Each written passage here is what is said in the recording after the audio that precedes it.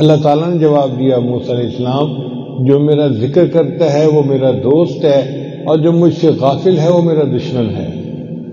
اس لیے ہمیں غفلت سے بچنا چاہیے اور ہر لمحے اللہ کو یاد کرنا چاہیے۔ سبحان ربک رب العزة عما يصفون وسلام على المرسلين والحمد لله رب العالمين۔ اللهم صل على سيدنا محمد وعلى آل سيدنا محمد وبارك وسلم۔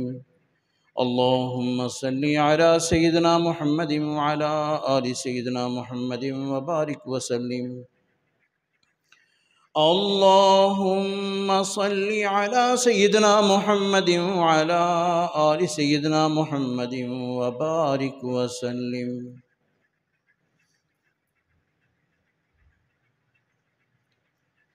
اللہ رب العزت قرآن عظیم الشان میں ارشاد فرما رہے ہیں، یا ایھا الذین آمنو، اے ایمان والو۔ دیکھنے میں یہ ایک عام سا لفظ ہے، لیکن جب یہ دیکھیں گے نا کہ کون کہہ رہا ہے تو پھر یہ بہت بڑی بات ہے۔ یہ یا ایھا الذین آمنو کون کہہ رہا ہے؟ اللہ کی ہستی، اللہ کی ذات کہہ رہی ہے۔ اور ہم جیسے گئے گزرے انسانوں کو جن کی پیدائش ہی پانی کے ایک گندے قطرے سے ہوئی، من ماء مہین،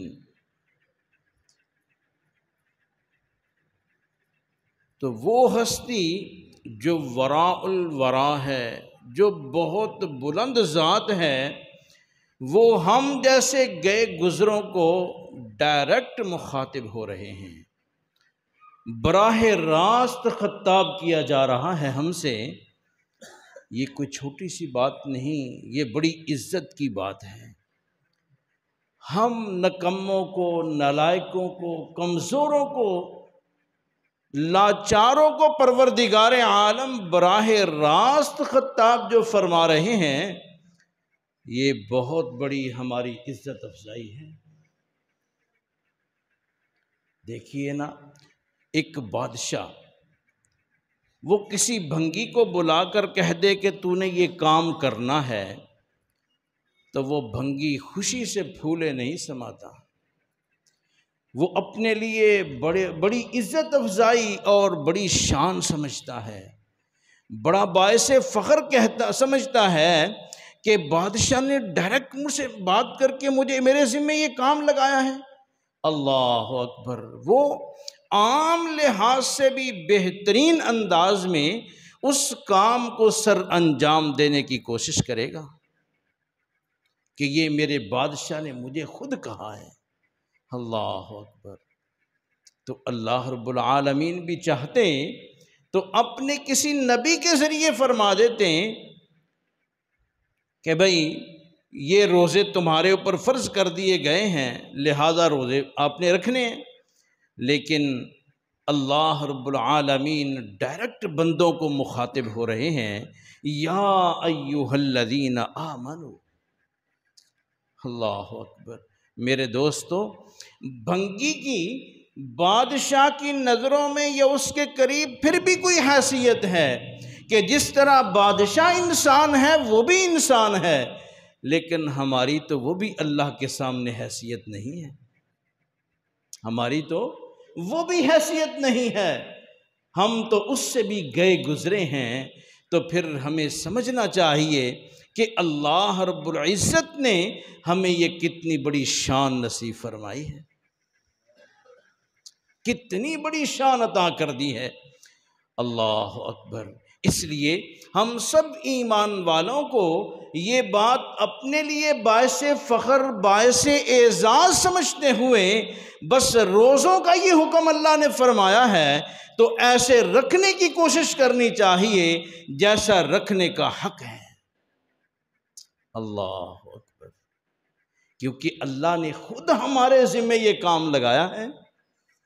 دیکھیے قوم یہود، ان کو اللہ تعالیٰ نے پوری تورات کے اندر صرف ایک مرتبہ ڈائریکٹ مخاطب کر کے تو خطاب فرمایا تھا، اور وہ اتنے چوڑے ہوئے، اس پر اتنے خوش ہوئے، اتنا انہوں نے اس بات کو اپنے لیے اعزاز سمجھا کہ وہ کہنے لگے، وہ خوش فہمی میں اور دھوکے میں آ گئے، اور وہ کہنے لگے نحن ابناء اللہ و احباؤہ، ہم تو اب اللہ کے بیٹے اور اس کے بہت بڑے محبوب بندے بن گئے ہیں۔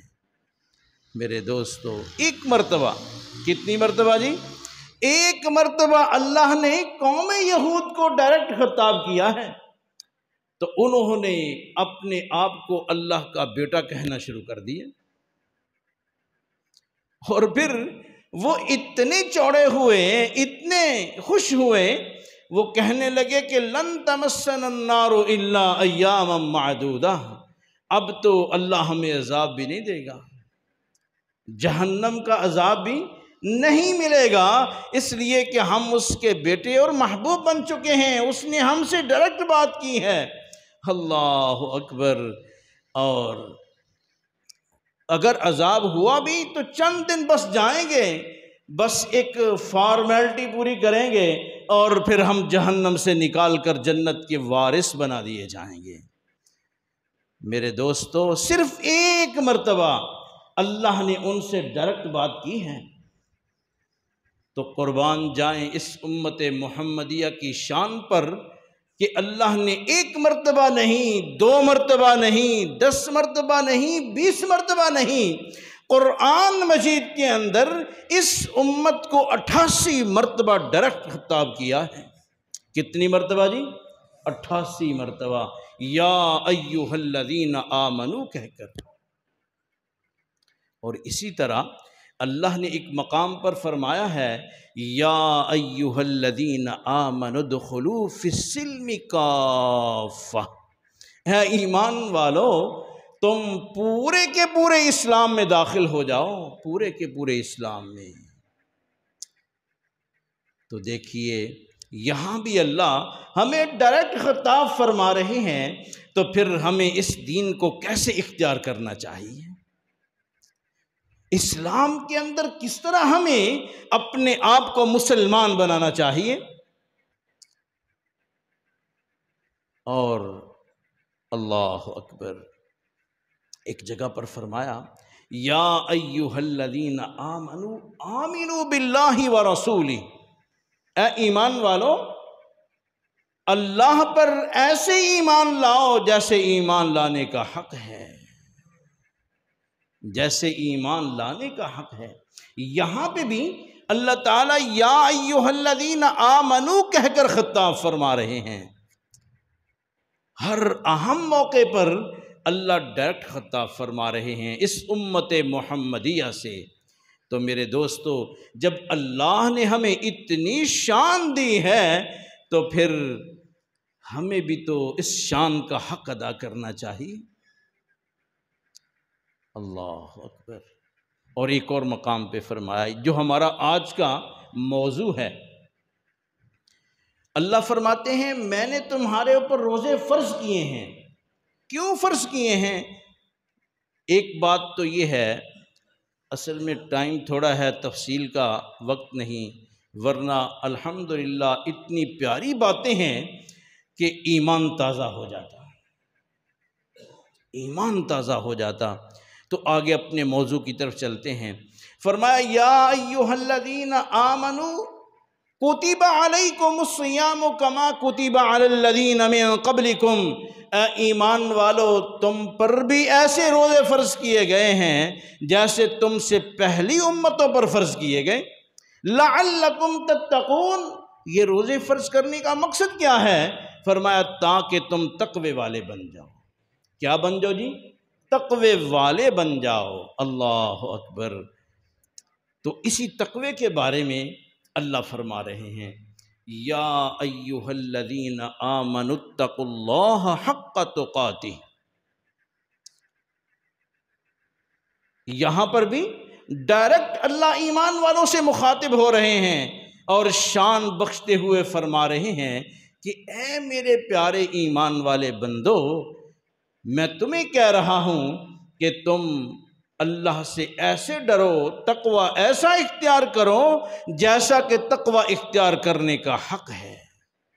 اور جو بندہ یہ جو 30 دن کا اللہ رب العالمین نے ہمیں ایک مضمون دیا ہے اور 30 دن کا جو کورس دیا ہے، اگر ہم اس کورس کو صحیح طرح سے اختیار کریں اور صحیح طرح سے کریں گے تو 30 دن کے اندر اندر بندے کو تقوی نصیب ہو سکتا ہے۔ اور یہ تقوی کتنی بڑی چیز ہے، اللہ اکبر۔ پہلی بات تو یہ ہے، ہمارے حضرت جی دامت برکاتہم العالیہ پیر ذوالفقار احمد نقشبندی، اللہ ان کے عمر میں اور زیادہ برکتیں اور لمبی عمر نصیب فرمائے، اللہ اکبر۔ وہ بڑی پیاری بات ایک جملہ ارشاد فرماتے ہوتے ہیں، میرا دل کرتا ہے میں آپ کو سنا دوں تاکہ ان کا اور زیادہ فیض ہماری طرف متوجہ ہو جائے۔ وہ فرماتے ہیں کہ آسمان کی زینت ستاروں سے ہے، آسمان کی زینت ستاروں سے ہے اور زمین کی زینت پرہیزگاروں سے ہے، تقوی والوں سے ہے۔ کن سے ہے جی؟ تقوی والوں سے ہے۔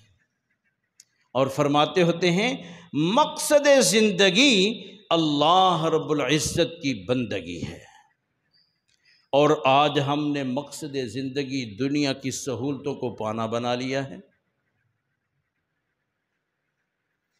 اور فرمایا مقصد حیات اللہ رب العزت کی یاد ہے۔ تو میرے دوستو، یہ تقوی اختیار کرنا یہ ہمارے اوپر لازم ہے، اس لیے کہ اللہ نے ہمیں بڑے پیارے انداز میں مخاطب کر کے ہمارے ذمے یہ کام لگایا ہے۔ اور اللہ کی قسم باوضو منبر رسول پہ مسجد میں بیٹھا ہوں، اللہ اکبر، یہ اتنی بڑی دولت ہے، اتنی بڑی دولت ہے کہ اگر ہمیں یہ مل جائے تو اس سے دنیا آخرت کے سارے کام حل ہو جائیں گے، سارے کام بن جائیں گے۔ یہ اتنی بڑی دولت ہے۔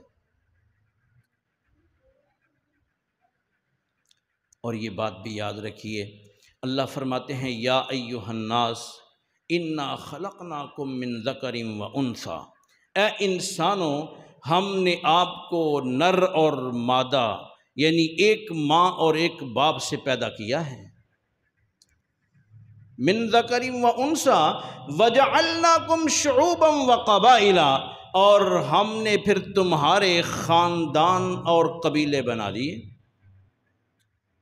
تمہارے خاندان اور قبیلے بنا دیے، لتعارفوا، اس لیے بنائے کہ تاکہ تم ایک دوسرے کی پہچان ہو سکے۔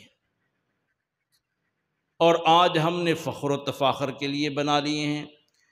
جو چیمہ ہے وہ کہتا ہے جی میں سب سے اونچی ذات چیمہ ہوں، جو چٹھا ہے وہ کہتا ہے جی میں چٹھا ہوں۔ اسی طرح کوئی رانا صاحب ہے اور کوئی جناب مختلف قسم کی ذاتیں ہم نے بنا کر، یہ جو چھوٹی ذاتوں والے ہیں، موچی کا کام کرنے والا، لوہار کا کام کرنے والا، اسی طرح کمہار ہے، تو ہم نے ان کو گھٹیا بنا لیا۔ حالانکہ اللہ فرماتے ہیں یہ تقسیم میری نہیں ہے، میں نے تو تمہیں ایک آدم سے پیدا کیا ہے، اور تم سب کے سب اولاد آدم ہو۔ اس میں تمہیں ایک دوسرے کے اوپر کوئی امتیاز حاصل نہیں ہے، کوئی شان اور بڑائی نہیں ہے۔ فرمایا کہ وَجَعَلْنَاكُمْ شُعُوبًا وَقَبَائِلَ لِتَعَارَفُوا إِنَّ أَكْرَمَكُمْ عِنْدَ اللَّهِ أَتْقَاكُمْ، ہاں جو تم نے یہ ذاتوں کو، دولت کو، شہرت کو اور دنیا کے عہدوں اور منصب کو جو تم نے اپنی شان اور عزت کا معیار بنا لیا ہے، فرمایا اللہ کے ہاں یہ معیار نہیں ہے۔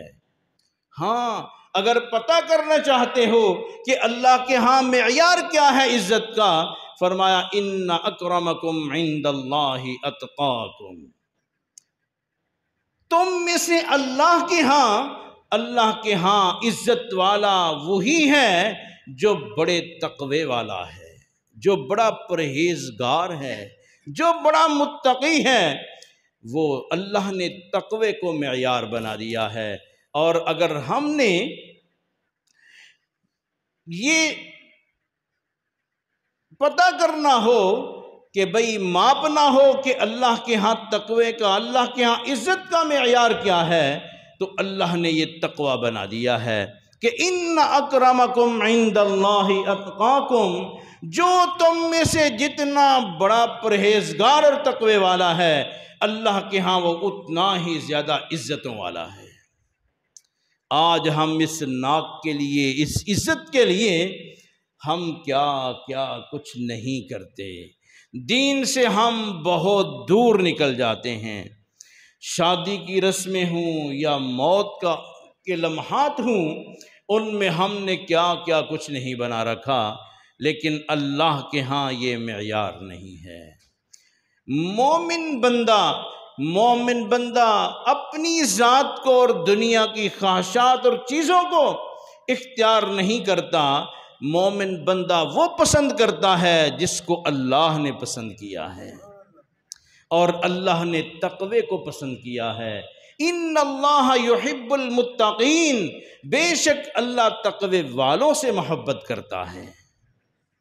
تو میرے دوستو، اگر ہم عزتیں پانا چاہتے ہیں، اگر ہم اللہ کی محبت حاصل کرنا چاہتے ہیں، تو ہمیں تقوی والا بننا ہوگا۔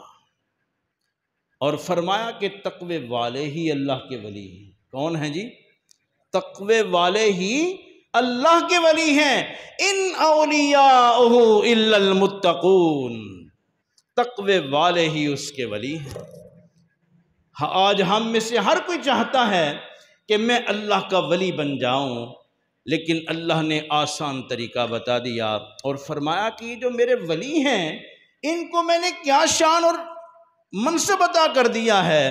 فرمایا الا ان اولیاء اللہ لا خوف علیہم ولا هم یحزنون، جان لو، آگاہ رہو، خبردار ہو جاؤ کہ بے شک اللہ کے ولی ان پر نہ کوئی خوف ہوگا اور نہ کوئی کسی قسم کا غم ہوگا۔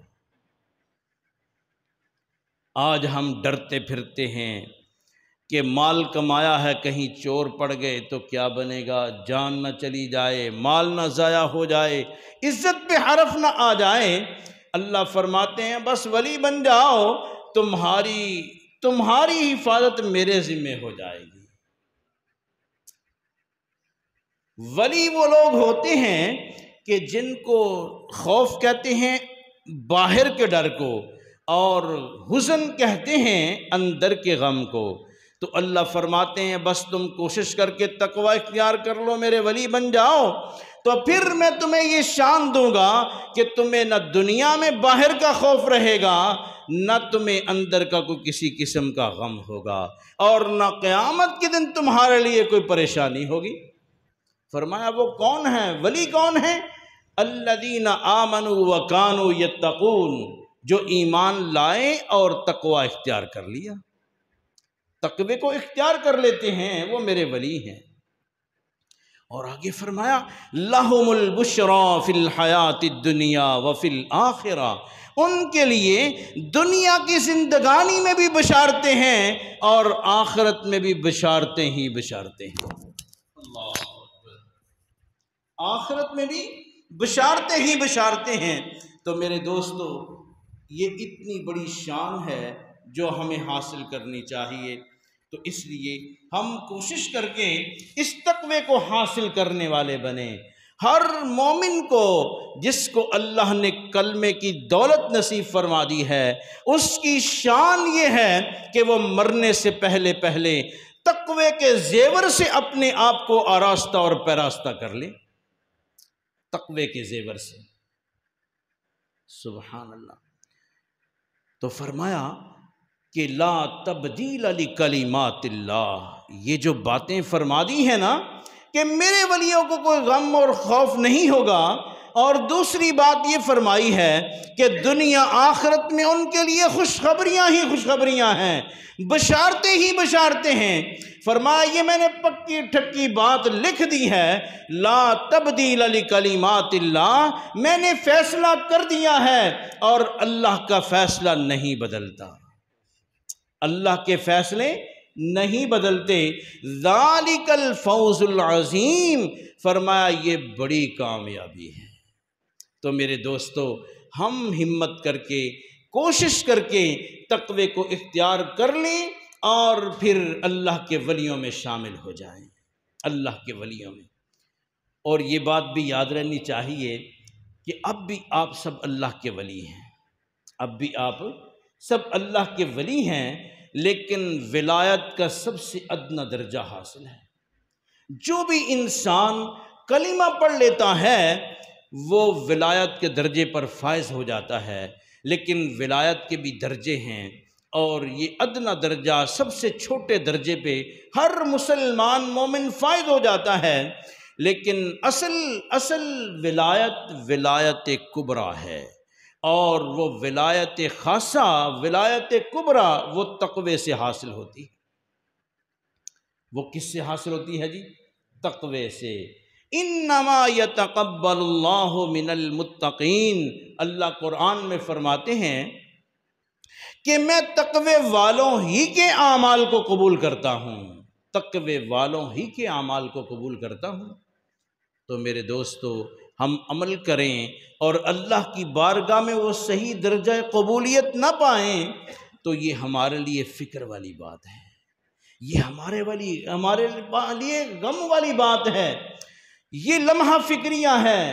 اور اللہ ہمیں یہ فکر دلا رہے ہیں کہ میرے بندو، تم تقوی اختیار کرو گے تو تمہارا ہر عمل میری بارگاہ میں قبول ہوگا۔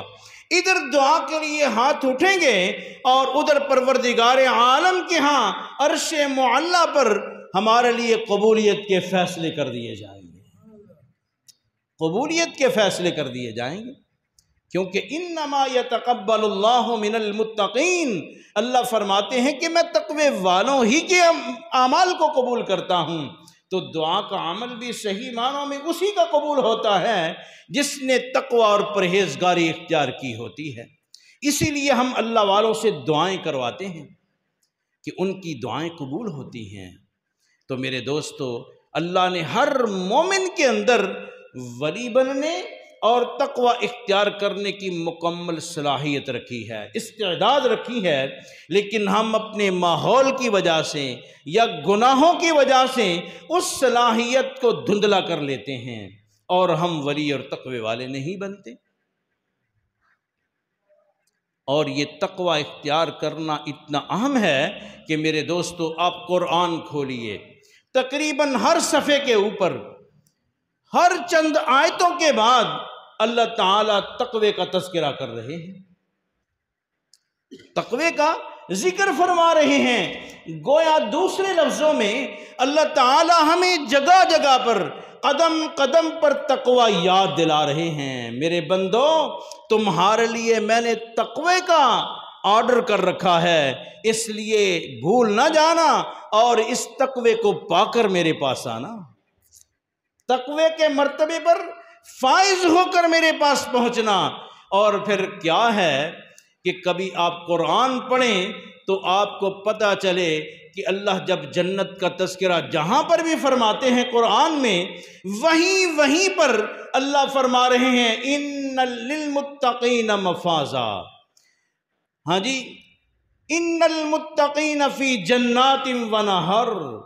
اور اسی طرح جگہ جگہ پر اللہ تعالی فرما رہے ہیں کہ میں نے جنت کو تیار ہی متقین لوگوں کے لیے کیا ہے، تقوی والوں کے لیے کیا ہے۔ وَأُزْلِفَتِ الْجَنَّةُ لِلْمُتَّقِينَ، اللہ اکبر۔ تو میرے دوستو، اللہ اسی لیے ہمارے اوپر روزے فرض فرما رہے ہیں کہ تاکہ ہم حلال اور جائز کھانے پینے سے اپنی جنسی خواہش پوری کرنے سے ہم ان 30 دنوں میں رکیں گے تو ہمارے اندر اتنی استعداد پیدا ہو جائے گی، ہماری اتنی مشق اور پریکٹس ہو جائے گی کہ ہم باقی 11 مہینوں میں آسانی کے ساتھ ان چیزوں کو کھانے پینے استعمال کرنے سے رک سکتے ہیں جن سے اللہ اور اس کے رسول نے منع کیا ہے، جن سے اللہ اور اس کے رسول نے منع کیا ہے۔ اس لیے ہمیں یہ 1 مہینے کا کورس کروایا جا رہا ہے۔ یہ کوئی چھوٹی سی چیز نہیں ہے، یہ بہت بڑا کورس ہے۔ ہم تقوی اختیار کر لیں گے تو اللہ تعالی ہمارے لیے پھر فائدے ہی فائدے فرما دیں گے۔ آپ دیکھیے نا، میں ایک جملہ بولتا ہوں، ایک فکرہ بولتا ہوں، اور اس جملے کے اندر میں ایک بات کو 2 مرتبہ کہتا ہوں تو ہر بندہ یہ سمجھے گا کہ یہ بات بڑی اہمیت والی ہے، یہ بات بڑی اہم ہے کہ ایک فکرے کے اندر 2 دفعہ ایک چیز کا نام لیا ہے تو یہ چیز، یہ کام بڑا اہم ہے۔ تو قربان جائیں، ہر صفحے پر اللہ مختلف انداز سے تقوی کا تذکرہ کرنے کے باوجود بعض جگہوں پر 1 مرتبہ نہیں، ایک ہی سانس میں، ایک ہی آیت میں، ایک ہی جملے کے اندر اللہ 2 مرتبہ تقوی کا ذکر فرما رہے ہیں، 2 مرتبہ فرما رہے ہیں۔ یا ایھا الذین آمنوا اتقوا اللہ حق تقاتہ، اور فرمایا یا ایھا الذین آمنوا اتقوا اللہ ولتنظر نفس ما قدمت لغد واتقوا اللہ، 2 مرتبہ تقوی کا ذکر ہے۔ اسی طرح سورہ نساء کی پہلی آیت یا ایھا الناس اتقوا ربکم الذی خلقکم من نفس واحدۃ وخلق منها زوجها وبث منہما رجالا کثیرا ونساء واتقوا اللہ۔ ایک آیت کے اندر یہاں بھی اللہ 2 مرتبہ تقوی کا تذکرہ فرما رہے ہیں۔ تو میرے دوستو، اللہ کا تو 1 مرتبہ ہی کہہ دینا کافی تھا، لیکن وہ پروردگار جب 2 مرتبہ بات کو کہہ رہا ہے تو یہ بات، یہ کام کتنا بڑا اور اہم کام ہے۔ اور پھر اللہ نے واضح انداز میں ایک مقام پر یہ بھی فرما دیا کہ یا ایھا الذین آمنوا اتقوا اللہ حق تقاتہ، اے ایمان والو ایسا تقوی اختیار کرنا کہ جیسا تقوی اختیار کرنے کا حق ہوتا ہے۔ تو میرے دوستو، آپ اندازہ لگائیے پھر یہ تقوی اختیار کرنا ضروری ہے کہ نہیں، یہ لازم ہے کہ نہیں؟ اللہ اکبر! اتنا اللہ نے کسی اور عمل کا ذکر نہیں فرمایا قرآن میں جتنا اللہ نے تقوی کا تذکرہ فرما کر ہمارے لیے اہمیت بیان کی اور ہمارے ذمہ لگا دیا کہ ہم اس تقوی کو حاصل کریں۔ تو اس لیے یہ تقوی کا حاصل کرنا بہت ضروری ہے۔ اور اس تقوی کے فائدے کتنے ہیں؟ آئیے قرآن سے پوچھتے ہیں کہ اللہ قرآن کے اندر کیا بیان کر رہے ہیں۔ سبحان اللہ، یہ تقوی کا عمل بہت بڑا عمل ہے، اس سے اللہ کی نعمتوں کے دروازے کھل جاتے ہیں۔ اللہ قرآن میں فرماتے ہیں وَلَوْ أَنَّ آمَنُوا أَهْلَ الْقُرَىٰ وَلَوْ أَنَّ أَهْلَ الْقُرَىٰ آمَنُوا وَاتَّقَوْا، اگر یہ بستی دیسوں والے، قوم سمود ہے، قوم عاد ہے، قوم نوح ہے، قوم لوط ہے، اس طرح جتنی بھی قوم فرعون ہے، یہ سارے کے سارے یہ اگر فرمایا ایمان لے آتے اور تقوی اختیار کر لیتے تو لَفَتَحْنَا عَلَيْهِمْ بَرَكَاتٍ مِّنَ السَّمَاءِ وَالْأَرْضِ، اللہ فرماتے ہیں پھر ہم آسمان اور زمین سے برکتوں کے دروازے کھول دیتے ہیں، ان پر برکتوں کے دروازے کھول دیتے۔ تو میرے دوستو، ہمارے لیے اللہ نے یہ بات بیان کر کے اشارہ دے دیا ہے کہ تم بھی صحیح معنوں میں مومن بننا اور تقوی اختیار کرنا، پھر تمہیں کسی قسم کی نہ مہنگائی کا ڈر ہوگا، نہ کسی قسم کی کمی کا کوئی خوف ہوگا۔ اور آج ہم اس خوف میں مبتلا ہو چکے ہیں، کتنی مہنگائی ہو چکی ہے اور کتنے بحران پیدا ہو جاتے ہیں۔ آٹا اتنا مہنگا ہو جانے کے باوجود شارٹ ہو جاتا ہے، جو اصل چیز ہے کھانے پینے کی، گزارے کی، وہ بھی ہمارے ملک کے اندر سے کم کر دیا جاتا ہے۔ کیوں؟ اس لیے کہ ہم نہ صحیح مومن ہیں اور نہ صحیح تقوی والے ہیں۔ تو اللہ یہ جھٹکے لگا کر ہمیں جھنجھوڑتا ہے کہ میرے بندو تمہارے ذمے میں نے تقوی لگایا ہے، اس کو نہ بھولو، تقوی اختیار کر لو تاکہ دنیا آخرت کی تمام نعمتیں تمہارے اوپر نچھاور کر دی جائیں۔ تو پوچھتے ہیں، اللہ قرآن میں فرماتے ہیں وَمَن يَتَّقِ اللَّهَ يُكَفِّرْ عَنْهُ سَيِّئَاتِهِ وَيُعْظِمْ لَهُ أَجْرًا۔ جو آدمی بھی یہ تقوی اختیار کرے گا، تقوی کہتے کسے ہیں؟ میرا تو دھیان اب اس بات کی طرف گیا، آپ بھی سوچ رہے ہوں گے کہ تقوی تقوی بار بار کہا جا رہا ہے مگر یہ بتایا نہیں جا رہا کہ تقوی کہتے کسے ہیں۔ اللہ اکبر، تقوی بہت بڑی نعمت ہے۔ ایک مرتبہ حضرت ابی بن کعب رضی اللہ عنہ، جو کہ اس امت کے سب سے بڑے قاری قرآن ہیں اور وہ جج بھی تھے، تو بیٹھے ہوئے تھے اور ان کے پاس امیر المؤمنین سیدنا عمر بن خطاب رضی اللہ عنہ بیٹھے تھے۔ تو عمر رضی اللہ عنہ نے پوچھا امیر المؤمنین نے کہ قاری صاحب ہمیں یہ تو بتائیے کہ تقوی کسے کہتے ہیں، تقوی کسے کہتے ہیں؟ تو قاری صاحب فرمانے لگے، حضرت ابی بن کعب کہنے لگے کہ اے عمر، بھائی عمر، امیر المؤمنین، آپ کبھی خار دھار جھاڑیوں سے گزرے ہیں؟ ہر طرف کانٹے ہی کانٹے ہوں، بیچ میں سے تنگ رستہ ہو، کبھی آپ کو وہاں سے گزرنے کا اتفاق ہوا ہے؟ تو امیر المومنین نے کہا کہ کئی مرتبہ، کیونکہ پہاڑی علاقوں میں تو اس طرح اکثر ہوتا ہے، چھوٹے چھوٹے رستے ہوتے ہیں، ان میں سے گزرتے ہیں، آس پاس خاردار جھاڑیاں اگی ہوتی ہیں۔ تو فرمایا کہ پھر آپ وہاں سے کیسے گزرتے ہیں؟ تو فرمانے لگے کہ میں وجتہدت، میں خوب کوشش کرتا ہوں، وشمرت، اور اپنے جسم کو، کپڑوں کو سمیٹ کر وہاں سے آرام سے گزر جاتا ہوں تاکہ میرا دامن اور میرے کپڑے خاردار جھاڑیوں کے ساتھ الجھ نہ جائیں۔ اللہ اکبر۔ تو حضرت ابی بن کعب رضی اللہ عنہ فرمانے لگے فذالک التقوی، امیر المومنین یہی تو تقوی ہے کہ آپ دنیا میں رہتے ہوئے گناہوں کی خاردار جھاڑیوں سے اپنے جسم کو موت تک بچا کر گزر جائیں۔ فرمایا یہی تقوی ہے، یہی تقوی ہے۔ تو میرے دوستو، اس کو تقوی کہتے ہیں، اور تقوی کی برکتیں کتنی ہیں، بہت سے واقعات ہیں، مگر میں آپ کو ایک واقعہ سناتا ہوں آسان سا۔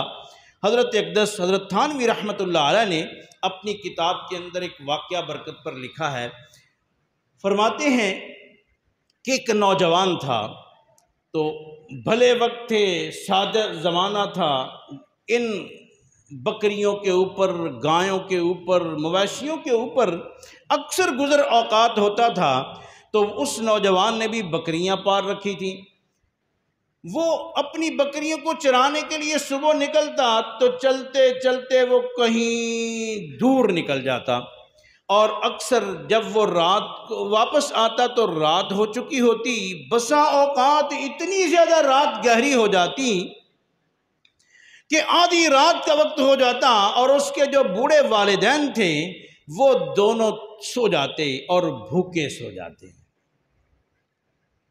کیونکہ اتنی نعمتیں نہیں تھیں، دودھ کے اوپر گزارا تھا۔ تو بکریاں لا کر اس کا وہ دودھ نکالتا، پھر اس کے بعد اپنے والدین کو پلاتا۔ جب وہ آتا تو اس طرح کا معاملہ بسا اوقات بن جاتا، لیکن وہ اتنا سعادت مند، اتنا فرما بردار، اتنا خدمت گزار اور اتنا با ادب تھا کہ سبحان اللہ، سبحان اللہ۔ آج کے ہمارے نوجوانوں کے لیے اس واقعے کے اندر بڑا سبق ہے، بڑا سبق ہے۔ اس لیے میں ترجیحاً یہ واقعہ سنا رہا ہوں کہ اللہ کریں کہ ہماری اس امت، اس قوم کے نوجوان بھی اپنے والدین کی خوب خدمت کرنے والے، ادب عزت کرنے والے بن جائیں، اور پھر با ادب ہو کر با نصیب بھی بن جائیں۔ اللہ اکبر۔ تو لکھا ہے، وہ فرماتے ہیں کہ وہ نوجوان اپنے والدین کا اتنا ادب والا خدمت گزار تھا کہ وہ جب تک اپنے والدین کو پہلے دودھ نہیں پلا لیتا تھا، اپنے بیوی بچوں کو قریب نہیں آنے دیتا تھا، چاہے جتنی بھی رات گزر چکی ہو، جتنی بھی تاخیر اور لیٹ ہو چکی ہو، وہ پہلے اپنے والدین کی خدمت کرتا تھا۔ سبحان اللہ، اتنا سمجھدار اور نیک تھا۔ تو لکھا ہے کہ بسا اوقات ایسا ہوتا جب رات گہری ہو جاتی، وہ سو چکے ہوتے، آ کر وہ دودھ نکالتا تو دودھ کا پیالہ پکڑ کر وہ اپنے والدین کے سرہانے کھڑا ہو جاتا۔ اتنا ادب والا تھا، اتنا احساس والا تھا کہ وہ خود سے اپنے والدین کو جگاتا نہیں تھا، خود سے اپنے والدین کو نہیں جگاتا تھا، اور وہ کھڑا ہو جاتا کہ جب والدین کو کوئی کھانسی ہوگی یا کروٹ بدلیں گے، آنکھ کھلے گی تو میں ان کو دودھ پیش کر دوں گا۔ اور بعض اوقات تہجد سے بھی آگے وقت گزر جاتا تو اس وقت جا کر ان کی آنکھ کھلتی تو وہ کھڑا ہوتا اور ان کو دودھ پلاتا، اس کے بعد پھر وہ خود بھی اور اپنے بیوی بچوں کو پلاتا۔ اللہ اکبر۔ وقت اس طرح گزرتا رہا۔ ایک دفعہ اتفاق سے یہ ہوا کہ کچھ ہی وقفے کے بعد وہ والدین آگے پیچھے بیمار ہو کر اللہ کو پیارے ہو گئے۔ جب وہ دنیا سے رخصت ہو چکے تو خواب کے اندر ایک بزرگ ان کو ملے۔ اس نوجوان کو ایک دن سویا ہوا تھا تو انہوں نے کہا کہ بیٹا، تو نے اپنے والدین کی بہت خدمت کی ہے، اتنی خدمت کی ہے اور اتنے شاندار انداز میں کی ہے کہ میرا دل تجھ سے بہت خوش ہو گیا ہے، تو میں اس پر تجھے انعام دینا چاہتا ہوں۔ صبح اٹھے گا، جائے گا تو فلاں جگہ پر بڑا سا پتھر پڑا ہوگا، تو اس پتھر کو جب تو ہٹائے گا تو اس کے نیچے سے 100 دینار نکل آئیں گے، تو ان کو اٹھا لینا اور اپنی ضرورت پوری کرنا۔ 100 دینار، سونے کا دینار تو بڑی قیمت، لیکن وہ نوجوان تھا، بڑا سمجھدار اور دیندار تھا، حلال حرام کو بھی سمجھتا تھا، ہماری طرح نہیں تھا۔ آج ہم مال پیسہ کمانے کے لیے حلال حرام کی تمیز کو ختم کر دیتے ہیں۔ روزے کے مہینوں میں حالانکہ اس میں شیاطین بھی بند کر دیے جاتے ہیں، مگر ہمارے نفس اتنے بڑے شیطان بن چکے ہوتے ہیں کہ کنٹرول میں نہیں آتا۔ اللہ اکبر۔ جو ہی رمضان کا مہینہ شروع ہوتا ہے، پھل ہے، سبزی ہے، 100 روپے کی ایک چیز ہے تو وہ 200 روپے کی ہو چکی ہوتی ہے، اور اس میں اللہ کا ڈر نہیں، حرام کی آمیزش کا کوئی خوف نہیں۔ تو وہ ویسا نہیں تھا۔ تو اس نے پوچھا کہ بزرگوں مجھے بتاؤ کہ یہ جو آپ مجھے انعام دے رہے ہیں، کیا ان 100 دینار کے اندر برکت ہوگی؟ کیا پوچھا جی؟ برکت ہوگی۔ وہ برکت کو سمجھتا تھا۔ تو بزرگوں نے کہا کہ بیٹا برکت تو نہیں ہوگی۔ اس نے کہا کہ حضرت پھر مجھے بھی ان کی ضرورت نہیں ہے، کیونکہ بے برکتی چیز ایسی ہوتی ہے کہ حاصل ہوتی ہے، 1000 روپیہ ملتا ہے تو 2000 روپے کی کوئی بیماری، کوئی آفت، کوئی نقصان ہو جاتا ہے۔ تو اس نے کہا مجھے ان 100 دینار کی ضرورت نہیں ہے۔ رات گزری، صبح اٹھا، اپنی اہلیہ محترمہ کو بتایا، تو چونکہ تنگ دستی کا زمانہ تھا تو پہننے اور دوسری گزر اوقات کی چیزوں کی تنگی تھی، تو بیوی کہنے لگی کہ آپ نے کیا کیا، آپ قبول کر لیتے، ہمارے کچھ عرصہ وقت اچھا گزر جاتا، بچوں کو اچھا پہناتے کھلاتے اور اچھا وقت گزارتے۔ اس نے کہا جب اس میں برکت نہیں تو مجھے بھی ان کی ضرورت نہیں ہے۔ اللہ اکبر۔ دوسری رات ہوئی، پھر وہ بزرگ ملے، انہوں نے کہا کہ بیٹا کل تو نے 100 دینار قبول نہیں کی ہے، تو چلو آج 10 دینار ہوں گے، وہیں پر وہ جا کر اٹھا لینا۔ اس نے کہا بزرگوں مجھے میرا پھر وہی سوال ہے کہ اس میں برکت ہے کہ نہیں؟ تو انہوں نے کہا کہ بیٹا برکت تو نہیں ہے۔ کہا مجھے ان کی بھی ضرورت نہیں، جہاں میں نے 100 دینار رد کر دیے وہاں پہ 10 دینار کیا چیز ہیں؟ وہ بھی چھوڑ دیے۔ تیسری رات سویا تو پھر اس کو خواب کے اندر بزرگ ملے، انہوں نے کہا بیٹا تو نے وہ قبول نہیں کیے، چل آج 1 دینار ہوگا تو وہ لے لیں۔ تو بزرگوں اس میں برکت ہے کہ نہیں؟ انہوں نے کہا کہ ہاں اس 1 دینار میں برکت ہے۔ اس نے ان کا شکریہ ادا کیا اور کہا کہ مجھے قبول ہے۔ اور وہ نوجوان صبح اٹھا، فجر کی نماز پڑھی، قرآن کی تلاوت کی، نکلا مسجد سے، سیدھا وہاں پہنچ گیا، اور جا کر جب وہاں سے پتھر ہٹایا تو واقعی اس کے نیچے 1 دینار پڑا ہوا تھا۔ اس نے وہ اٹھا لیا اور لے کر آ رہا تھا تو دل میں خیال آیا کہ بڑا عرصہ ہو گیا ہے بیوی بچوں کو میں نے مچھلی نہیں کھلائی، تو چلو میں مچھلی خرید لیتا ہوں، تو بچے اچھی عیش کر لیں گے اور مچھلی کھا لیں گے۔ بازار گیا، وہاں سے اس نے مچھلی خریدی، لا کر اس نے اپنی بیوی کو دی، بیوی نے اس کو صاف کیا، بنائی۔ جب بنا رہی تھی، پیٹ چاک کیا تو اس کے اندر سے گند کے ساتھ ایک ہیرا نکلا۔ کیا نکلا جی؟ ایک ہیرا نکل آیا، اور اس کی بازار کے اندر اتنی قیمت لگی کہ اس کی باقی ساری زندگی خوش و خرم اور عیش کے ساتھ گزر گئی۔ تو میرے دوستو اسے برکت کہتے ہیں۔ اسے کیا کہتے ہیں جی؟ بظاہر دیکھیں تو 100 دینار کہاں اور 1 دینار کہاں، کوئی مناسبت ہے؟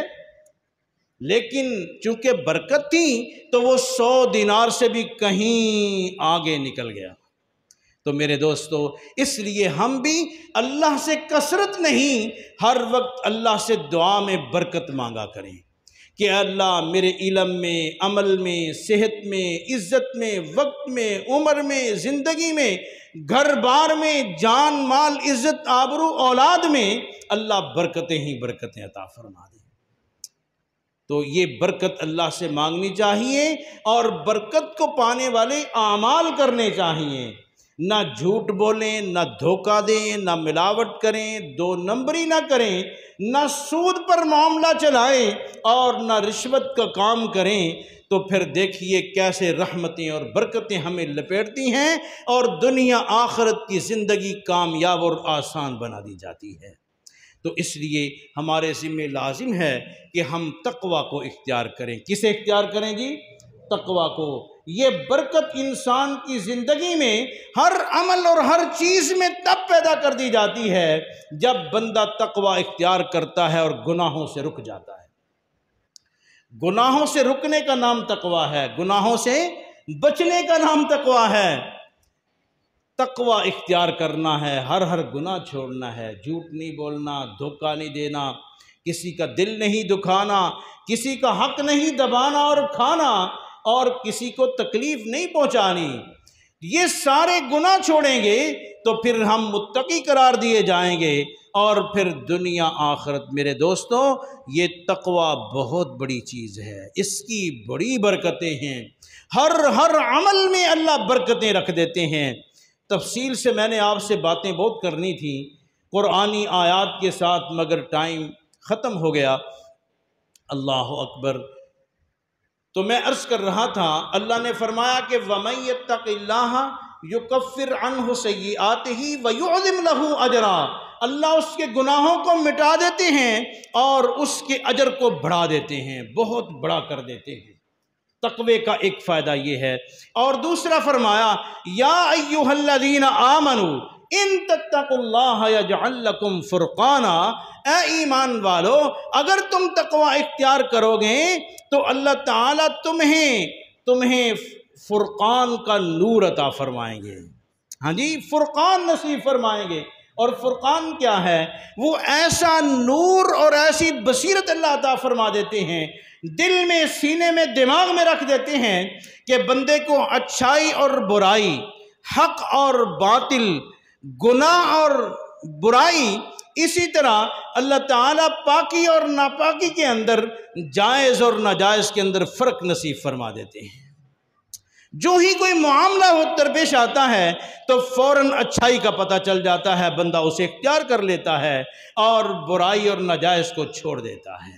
یہ کتنا بڑا نور ہے، کتنی بڑی بصیرت ہے جو اللہ کی طرف سے تقوی کی برکت سے نصیب ہو جاتی ہے۔ اور یہ دو فائدے۔ اور آگے اللہ تعالیٰ ایک مقام پہ فرماتے ہیں کہ یا ایھا الذین آمنوا ومن یتق اللہ یجعل لہ من امرہ یسرا، اور ایک جگہ پہ فرمایا کہ ومن یتق اللہ یجعل لہ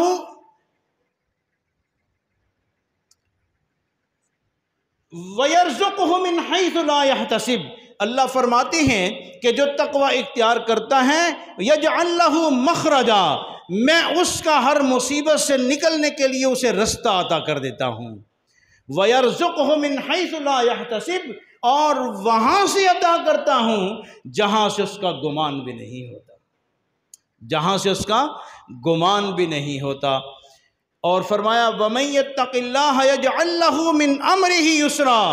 جو آدمی بات ہی ختم کر دی، اللہ نے 100 کی ایک بات بیان کر دی، فرمایا کہ جو تقوی اختیار کر لیتا ہے اللہ اس کا ہر کام بنا دیتا ہے، ہر معاملہ آسان کر دیتا ہے، ہر مشکل ختم کر دیتا ہے۔ کتنی بڑی بات فرما دی۔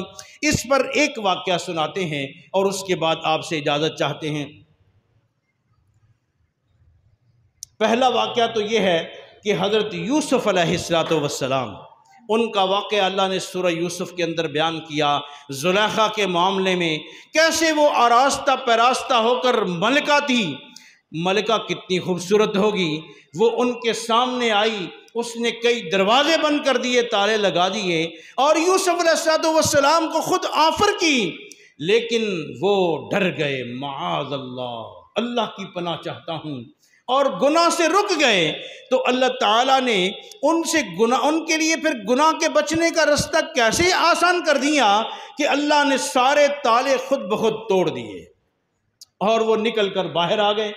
اور دوسری بات یہ کہ اِنَّهُ مَن يَتَّقِ وَيَصْبِرْ، اللہ تعالیٰ نے جب وہ گناہ سے بچے تو اس کی برکت کیا عطا کی، کیا تقوی پر اللہ نے ان کے لیے معاملہ آسان کر دیا کہ جو وہ ان کے گمان کے اندر بھی نہیں تھا، اللہ نے ان کو، حالانکہ ان کے بھائیوں نے انہیں کنویں کے اندر پھینک دیا تھا کہ یہ ختم ہو جائیں، مگر ان کے تقوی کی بدولت اللہ نے ان کو کنویں سے بھی نکالا، اتنی اونچی شان عطا فرمائی کہ مصر کا بادشاہ بنا دیا، مصر کا بادشاہ بنا دیا گیا انہیں۔ اللہ اکبر۔ فرمایا اِنَّهُ مَن يَتَّقِ وَيَصْبِرْ، یہ شان کیسے ملتی ہے؟ تقوی اختیار کرنے سے یہ مرتبہ، یہ رتبہ، یہ شان، یہ عزت اور عظمت نصیب ہوتی ہے۔ اللہ اکبر۔ میرے دوستو، تو تقوی اختیار کرنا چاہیے کہ نہیں؟ تقوی اختیار کرنا چاہیے۔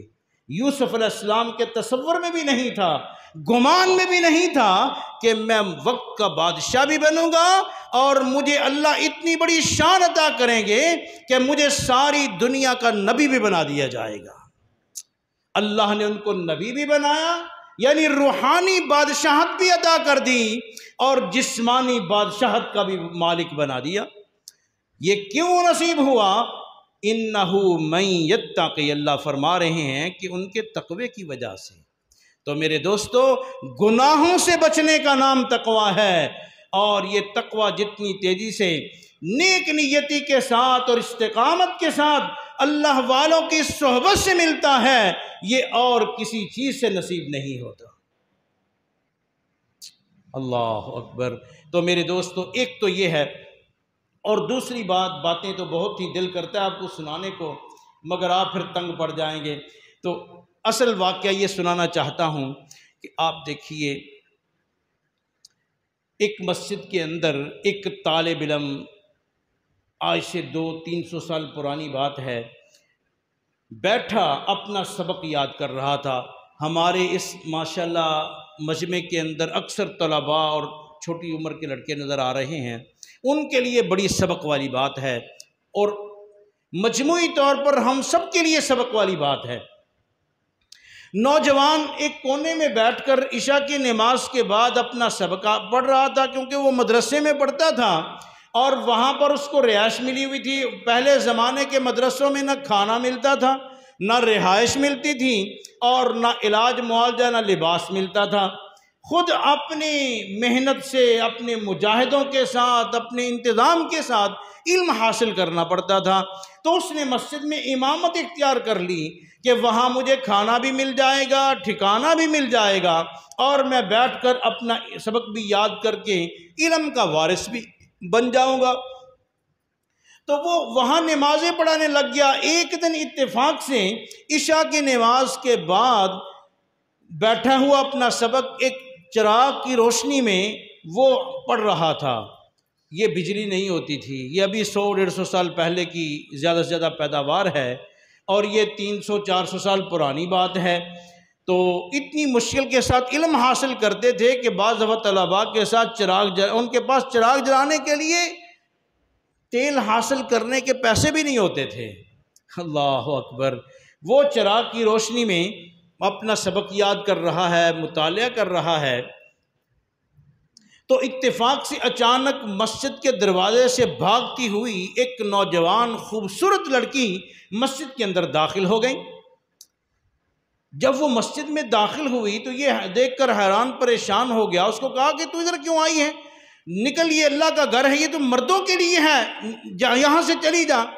تو وہ ایک کونے میں دوسرے میں جا کر بیٹھ گئی۔ تو اس نے اس کو نکالنا چاہا، لیکن اس نے کہا چپ ہو جا، خاموش ہو جا، میرے پیچھے دشمن لگے ہوئے ہیں، وہ مجھے ڈھونڈ رہے ہیں، میں ادھر آ گئی ہوں کہ ادھر ان کا تصور بھی نہیں ہوگا کہ میں مسجد میں چھپی ہوں، ورنہ وہ مجھے پکڑ لیں گے اور میری عزت تار تار کر دیں گے، میری جان کو بھی خطرہ ہے۔ اللہ اکبر!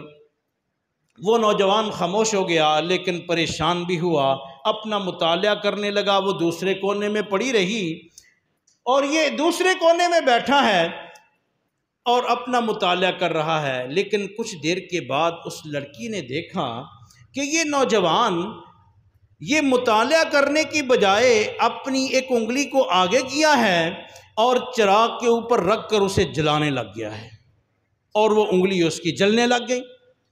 پھر تھوڑی دیر کے بعد اس نے پیچھے کر لی اور پھر وہ اپنے مطالعے میں لگ گیا۔ کچھ دیر گزری تو پھر اس نے دوسری انگلی کر دی، پھر کچھ دیر گزری تو تیسری انگلی کر دی، پڑھتا بھی رہا اور ساتھ اپنی انگلیاں بھی جلاتا رہا، حتیٰ کہ اس نے دیکھا کہ اپنی 10 کی 10 انگلیاں اس نے اس چراغ کے اوپر جلا ڈالی۔ اب جب صبح ہوئی تو وہ لڑکی نکلی اور اپنے گھر سلامت چلی گئی۔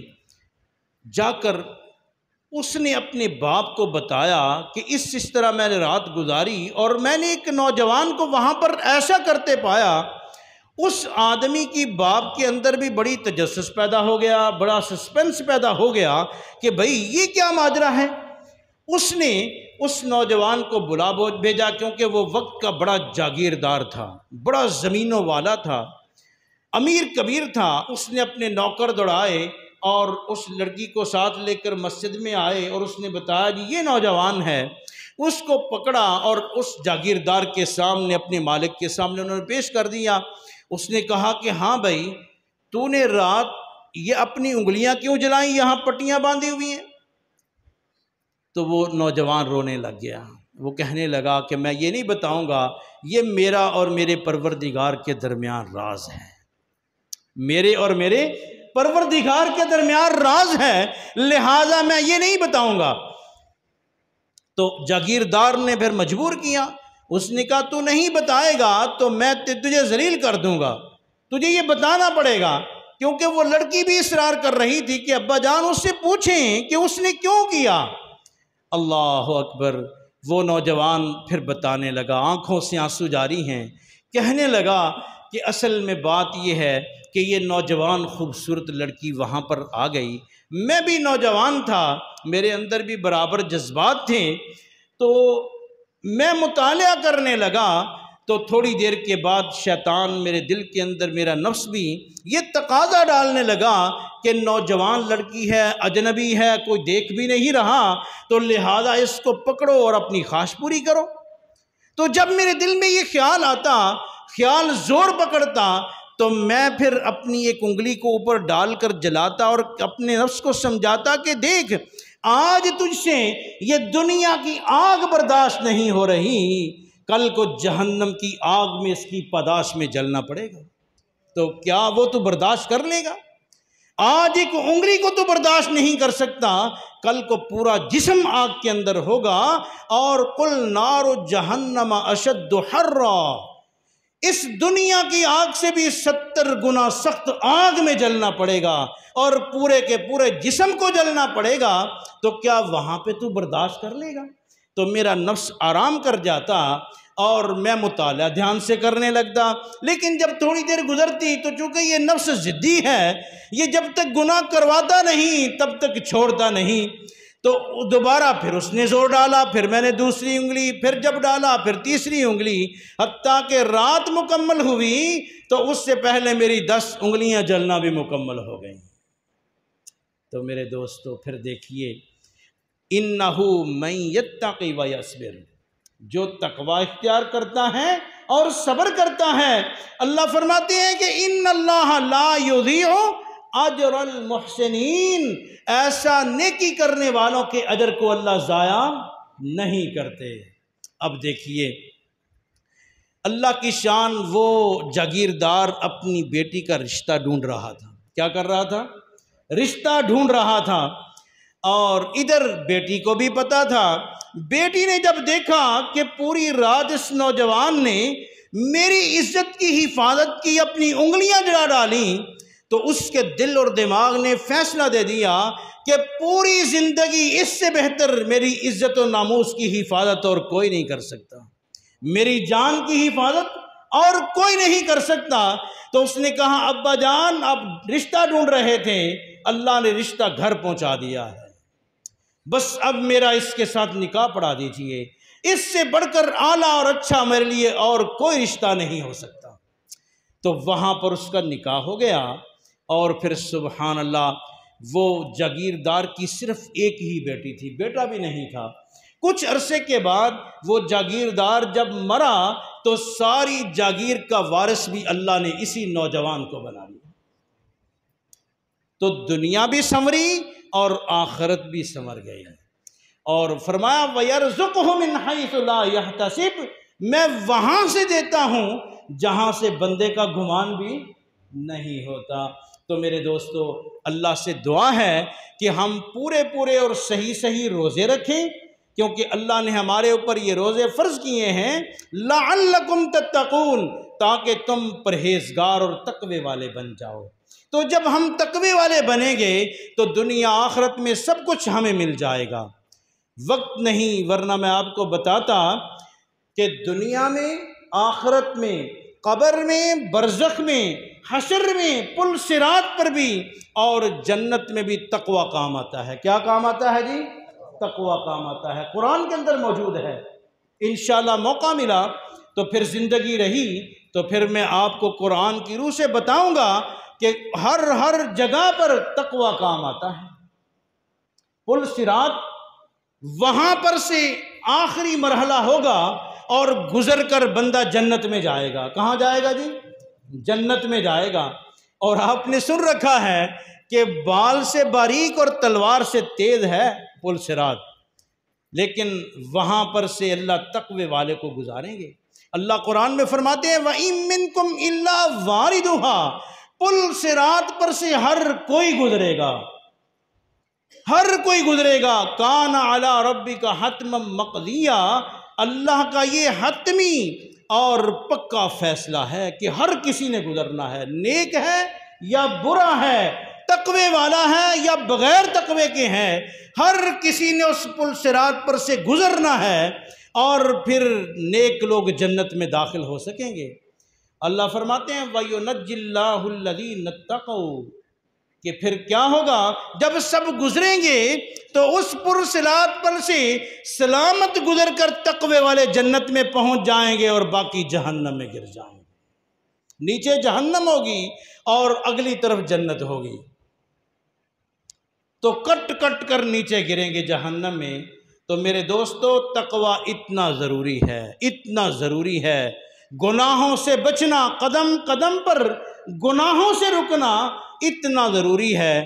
اللہ تعالیٰ سے دعا ہے اللہ مجھے اور آپ کو ان 30 دن کی پریکٹس اور مشق اور مشقت اور مجاہدے کے بدلے میں کامل تقوی نصیب فرمائے تاکہ ہم دنیا آخرت کی تمام مصیبتوں سے بچ جائیں اور کامیاب ہو کر اللہ کی رضا اور اس کی رضا کے مقام جنت میں سلامت پہنچ جائیں۔ وآخر دعوانا ان الحمد للہ رب العالمین۔